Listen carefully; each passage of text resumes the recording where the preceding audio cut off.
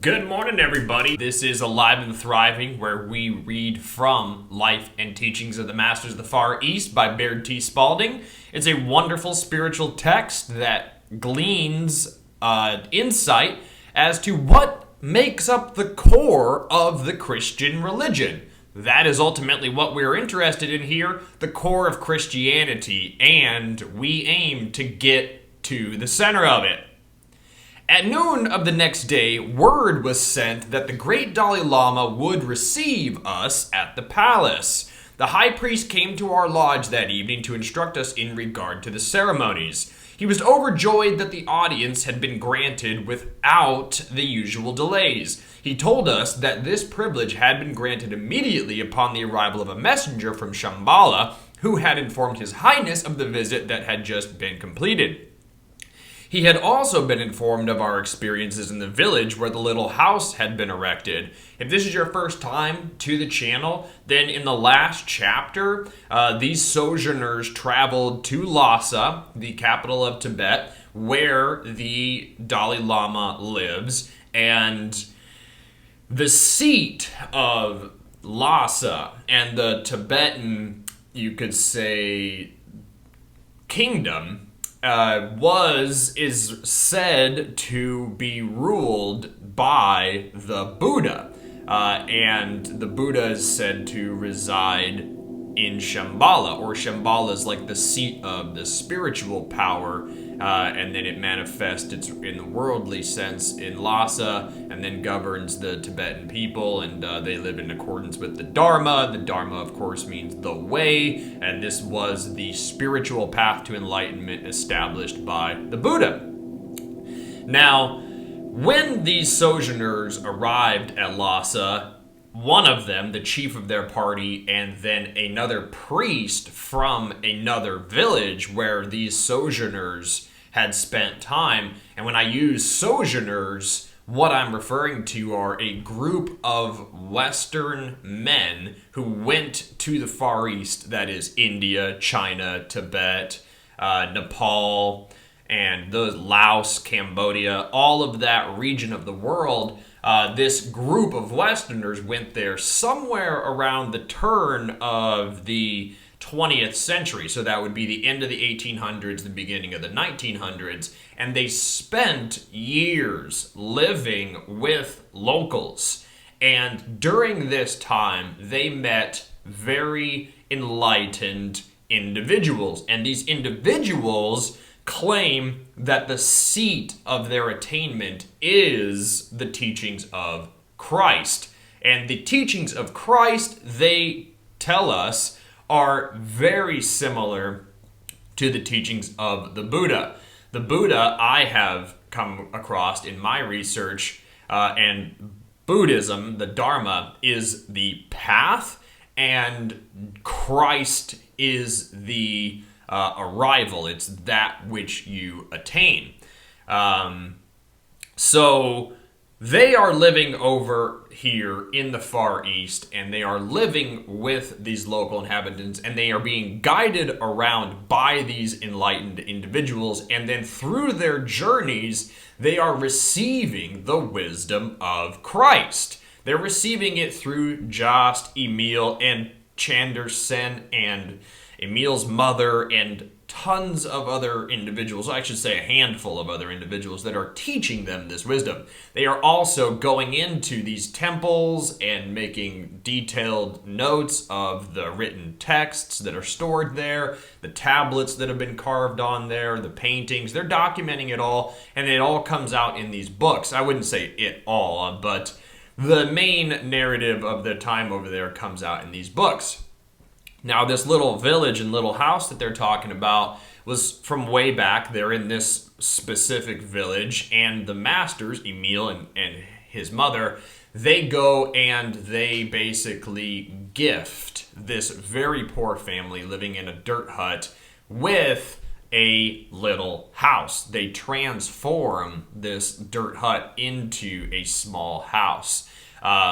So that's where this priest is from. And then the leader of their group and the priest and some of the local inhabitants of Lhasa, they go to Shambhala, which is rumored to be underground. Then they come back, and now the Dalai Lama is going to meet with the entire group. We were anxious to make as good an impression as possible, as we were asking for concessions to carry on our work in the whole country. We were also told that the Pagoda Lama, or governor of the province, would arrive before noon and had sent word by messenger that he would assist us all he could. This was a surprise indeed. It was quite evident that the next day would be an eventful one for our little party. We were up early and out with the reception party to meet the governor. He was very much pleased at this gesture and invited us to return with him as his guests. We accepted the invitation, and when we arrived with the governor, we were escorted to the guest chambers of the palace. From there, we went directly to the palace where the first ceremonies were to be conducted, preparatory to our being received at the palace. When we arrived, 3 lamas sat enthroned on high carpeted chairs, while others of lesser rank sat in the posture of samadhi upon the floor. 2 lamas in red-plated cloaks stood on high stools and led the incantations. Our friend, the high priest or abbot, sat on a throne shaded by a ceremonial umbrella awaiting the governor. The Great Courtyard in the Lamasery, Yamen, was most beautifully decorated for the occasion. The decorations represented scenes that took place in 1417. In these scenes, Tsongkhapa appeared on the stone altar of his monastery. After addressing the multitude on the greatness of man's accomplishments, he became transfigured and disappeared with his body. He then returned and founded the Yellow Order, or Reformed Established Church of Tibet, of which Lhasa is the central hub. In a few moments, the governor entered with his escort and advanced directly to the throne from which the abbot had descended.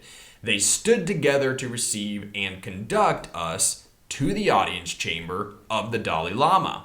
The great hall was decorated with gorgeous silk applique tapestries and yellow lacquered furniture. Led by our escort, we knelt before His Highness for a moment, then arose and were conducted to seats. The abbot, acting as spokesman, stated the object of our visit. His Highness arose and beckoned us to approach. An assistant conducted us to our respective places before the throne, and the abbot and the high priest took their places at each end of the line.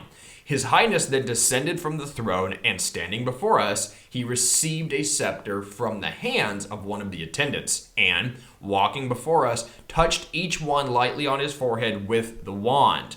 With the high priest acting as interpreter, he bade us welcome to Tibet, saying he was honored to have that we were his guests while in the city, and that we should consider ourselves the honor guests of his country and people as long as we might remain at any time when we should return to the country. We asked many questions and were told that we should have his answer the next day. We were invited to inspect the records and tablets in the vaults of the palace. He called an attendant and gave us several orders which were not translated for us, but we were informed that we were to have the liberty of the palace without restraint. His Highness gave us his blessing, and after a hearty handshake all around, we were conducted to our quarters, accompanied by the abbot and the high priest. They asked if they might come in, as they had many things to talk over. The priest began by saying, "We have had many remarkable things happen to us since you were with us in the little village. We have been looking over some of the tablets that are in our monastery and find they all refer to the older civilization that inhabited the Gobi. It is our thought that all civilizations and religious belief came from one source, and while we do not know the origin or date of the records, we are all satisfied that they are the thoughts of a people which lived many thousands of years ago. We have here a short synopsis of the translations that was made for us by a wandering lama of Kisu Abu, and with your permission, I'll read it." And of course, they give permission. "We are fully aware of the fact that our religion," and this is the translation being read now, We are fully aware of the fact that our religious thoughts of today originated about 5,000 years ago, that they are only an admixture, so to speak, of the thoughts and beliefs of men who lived at that time. Some are myths, others are legends, and some are purely inspirational in character, yet none of them point to the highest possible attainment outlined of the Christ of God being a part of the individual attainment and the possibilities of attaining that goal through living a life that presents that ideal.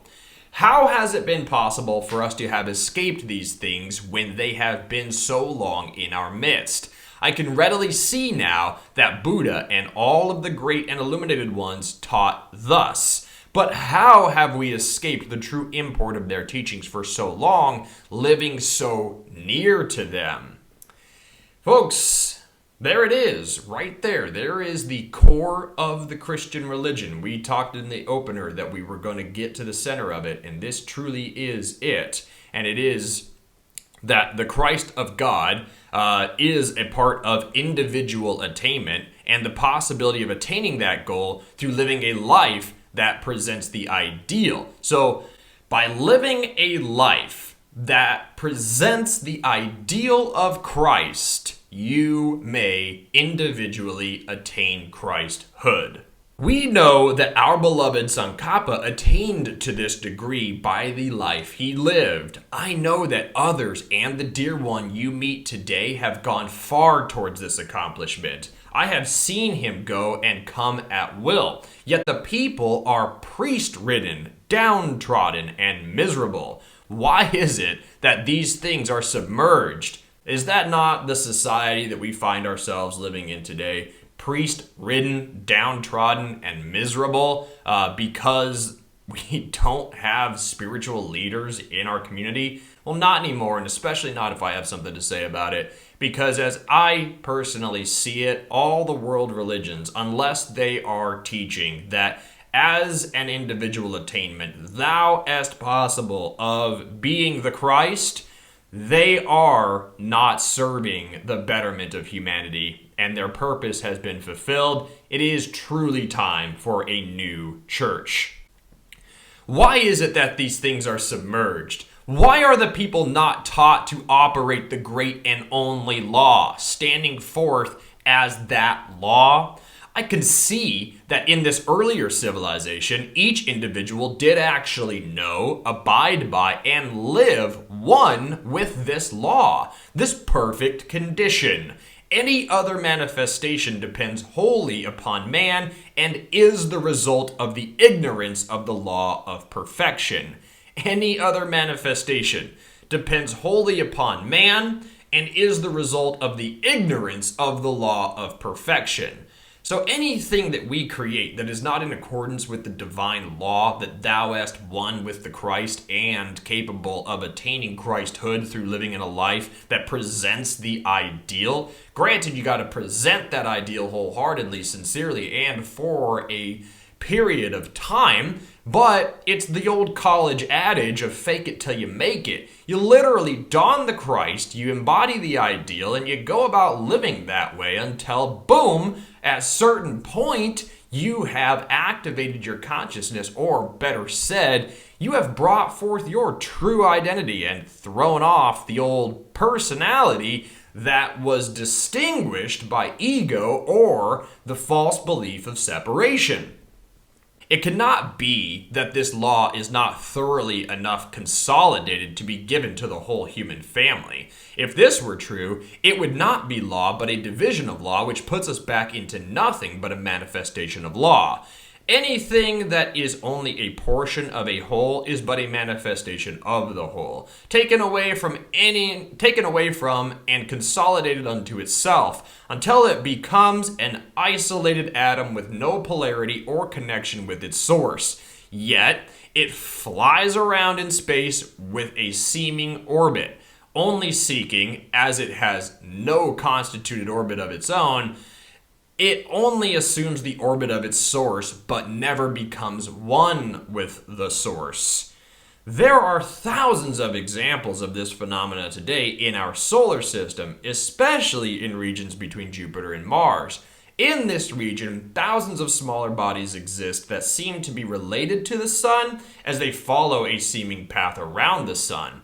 They are only following the orbit of their parent Jupiter because of its attraction for them and their lack of polarity to the Sun, their real source. They were expelled when Jupiter was expelled. They were never consolidated with Jupiter. Still, they fly on and on with Jupiter, ignoring completely the Sun, their real source. This, we know conclusively, is because of the lack of central polarization within themselves to the Sun, their true source.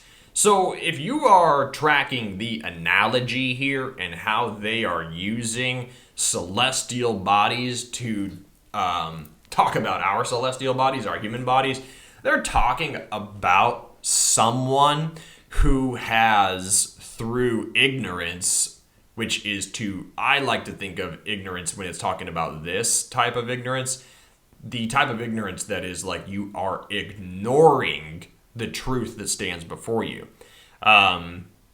So when we're talking about an asteroid not having a central polarization, that which is its source, the Sun, and continuing to then orbit around Jupiter for lack of understanding of what it really should be orbiting around if it were to be true to its source, we're talking about somebody who is running around on Earth who is not acknowledging their divine presence, their divine essence, and going about life the way an asteroid would, on a path that is seemingly of its own trajectory, is following something, but regularly crashes into other bodies, and most times it is of a destructive nature when that happens. And I think that when we're talking about something as cold as an asteroid and something that is, as they put it, lost its central polarization, the central polarization that is the same as its source, the Sun, source spirit in this analogy, we are talking about a medically certifiable psychopath, narcissist, or sociopath. Somebody who has, through repeated trauma, deactivated their frontal lobe so that they no longer feel empathy or sympathy. They strictly feel what it feels like to, I guess my understanding of it is, be emotionless when it comes to sympathy and empathy. You don't feel the pain that you cause to other people, and because of that, you intentionally try to create those situations because they are the one thing that does provide you with stimulation. Schadenfreude is the word that the Germans invented for it, and that is to take pleasure in someone else's pain. All right. Is the Sun the true parent at fault, or is each tiny atom at fault? Is it not the same with humanity? Is the Father at fault? Is the fault with those who have the greater understanding? Or is the fault with those who have the lesser units of understanding? The fault must lie wholly with the lesser, as they refuse to become one with the greater. Then turning to Emile, he said, I could see since meeting you that it was wholly my fault that I clung to the lesser when the greater enveloped me wholly. But let us turn to the translation, as it is through this that I came to the vital turning point in my life. The fault of ignoring your divine essence and thus orbiting it and returning unto it is the fault lies with you and me in that sense. Because the ever-present source envelops us at all times. We talked about that in chapters previous. So for us to continue going on ignoring it when it's knocking on our door, and the door being our mind or heart, all of the time, then that's on us if we choose to ignore it. The great cause, or directive principle, saw his Son, the Christ, the perfect man. He said, "This is the Lord God, the law of my being, to whom I have given dominion over heaven and earth, and all that is in them is. And this perfect one need not be in bondage to any mortal concept, as my perfect ideal is raised above any bondage and has the same power and dominion I have. Thus, I speak through the Lord God of my being. It is not any command that I give unto you, except if you cooperate with me in the divine creative will, you will have no need for any other, and you will set up no graven image before me or yourself. Thus, you will not call images gods, but you will know that you are God, in whom I am well pleased, and you have the same dominion that I have. Now come close up to me, my son. Amalgamate with me, and I am yourself, and together we are God. Your body is the God body, which is idealized and which is in existence and was in existence before the human race was ever projected into form. This is humanity's being, God creation. All humanity have this perfect form and image if they will but accept this true image. And this is the temple of God that belongs to man and is complete for man. You will not make any graven image or any likeness that is in heaven or earth or in the waters of the earth. You will not make any substance into any image or idol, for all creative substance is yours to use, pressed out to you in fullest measure. You will not bow down to any created things, nor will you serve them. And thus, there will not be any jealousy, there will not be any jealous thing, nor will there be any sin or any iniquity that may be visited upon any of your children unto any generation. For you will stand steadfast with your eyes always fixed upon the cause, and therefore your ideal of that cause cannot diminish. Thus, you will show forth the same love that I manifest for you. You will honor this cause or directive principle, knowing that it is your father and mother, and your days will be greater than the grains of sand upon the seashore, which are without number. You will not wish to hurt or destroy or kill, for the creatures are your creations. They are your sons, your brothers, and you will love them as I do. You will not commit adultery, as whatever you will have done unto these, you will have done unto your father, your mother, your brother, your sister, or your loved one. For they are loved of the cause as the cause loves you. You will not steal, for you but steal from the cause. And if you steal from the cause, you but steal from yourself. You will not bear false witness against any creation, for in so doing you bear false witness against the cause, which is yourself. You will not covet anything, for in so doing you but covet the cause, which is yourself. By holding yourself one with the cause, you have that which is perfect and is truly yours. Thus, you will not make any images of silver or gold to worship as gods, but seeing yourself as one with all things pure, you are always pure. Then you will not fear, for no God, save yourself, will come to prove you, as you will know that the cause, not personal but impersonal, is for all and fully envelops all. Then you will erect an altar, and on that altar you will build and always keep burning the undying fire, not of gods, but of directive principle, which is God. You behold yourself, the Christ, the perfect, the only begotten and true principle or cause.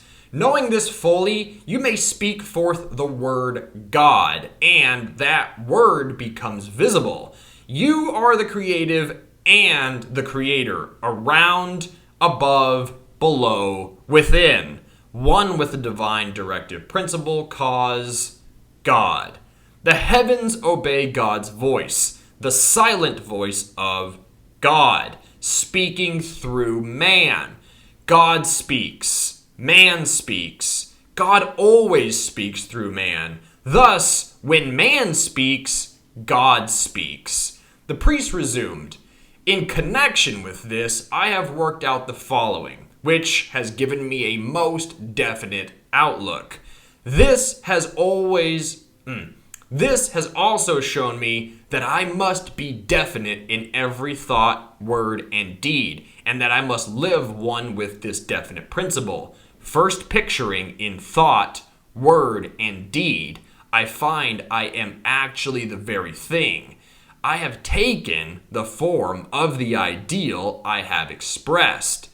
During the darkest hour, I know that God is, and during the times that I am afraid, I trust more definitely in God, my Father, right within.